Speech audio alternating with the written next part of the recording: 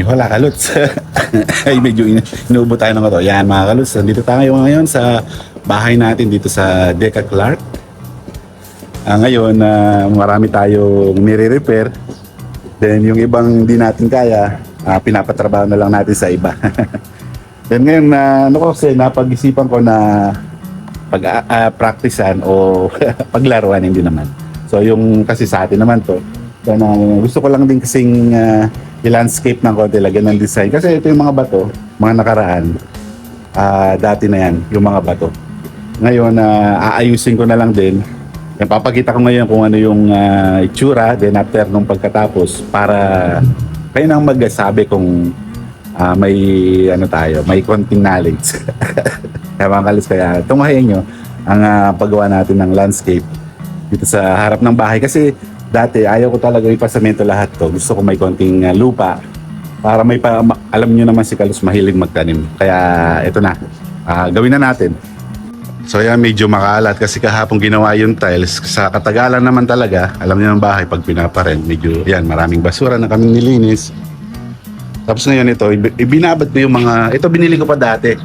Almost around 8 years na yung mga batong yan.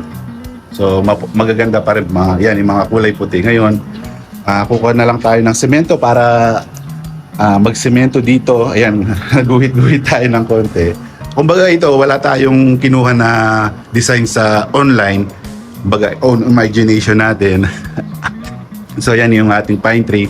Ayaw ko na rin putulin kahit may lanta-lanta na. Kasi sabi ko, sa pine tree na yan, hanggat yan, buhay pa din, hanggat hindi pa yung rest yung taas yan, sa may pinamatas, hindi pa tayo titigil sa pag-upload.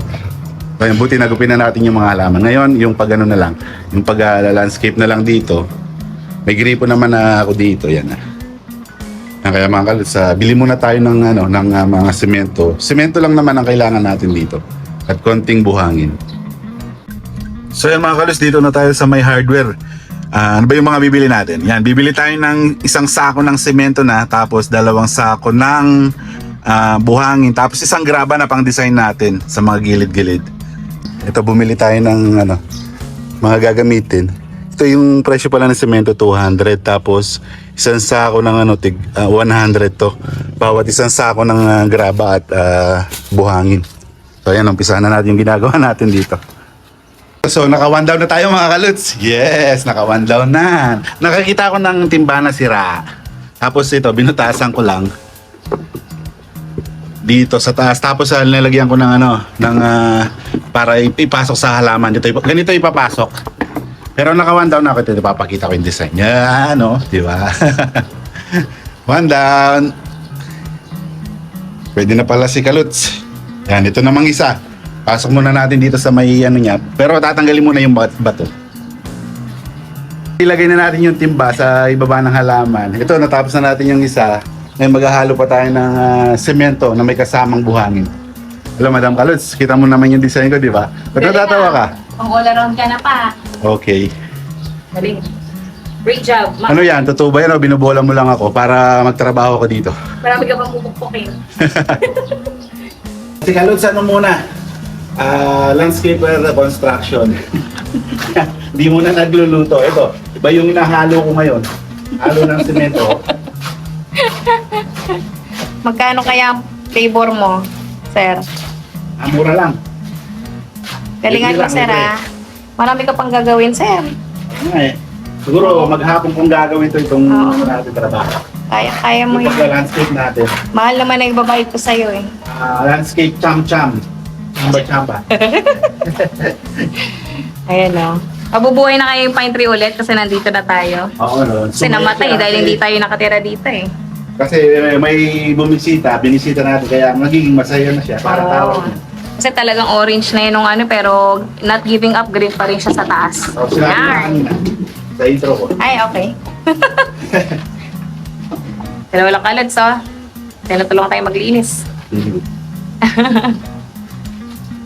Pawis na pawis si Kaluts. Pawis na pawis tayo. Di ko lang kung mapipinturahan pa yung iba kasi Kanina, dalawa na yung pumunta dito na gustong magrenta, mag-upa. Kaya minabadali na yung landscape natin na cham-cham. Ano ito, pakita natin kung ano na yung natapos natin. As of now is 12 noon na. Alas 12 na ng tanghali. Tingnan natin.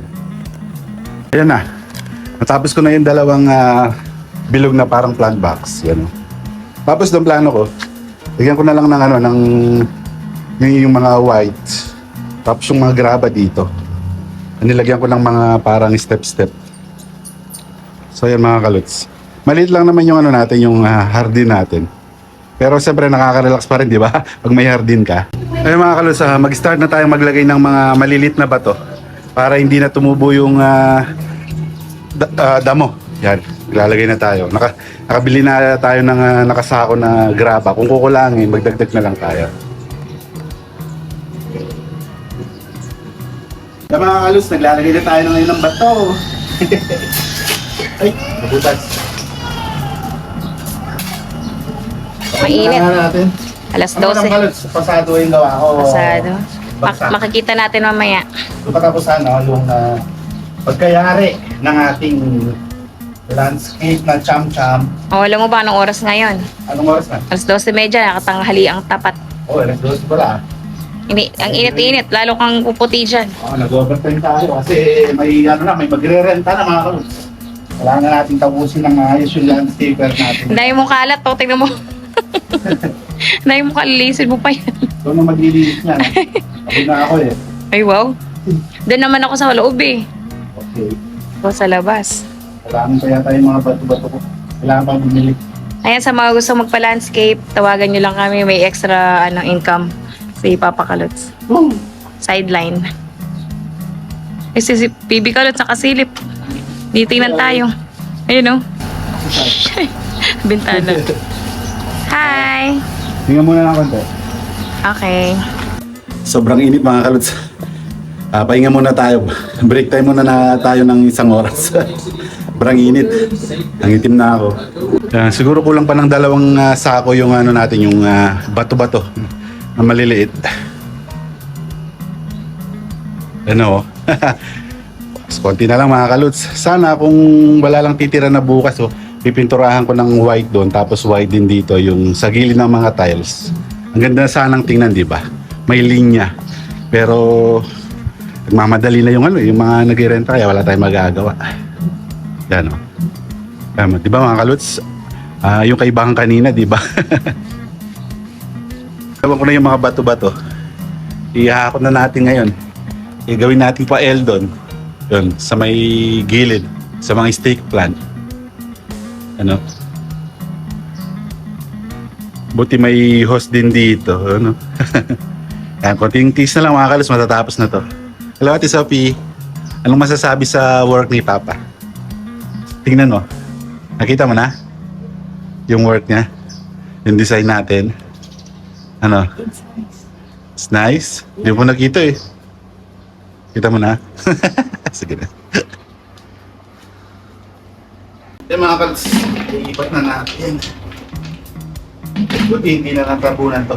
Kasi tagal na nagsin natin to, almost, sabi nga sa inyo, hindi ko na matanda, nasa 8 years na rin yata yung mga bago.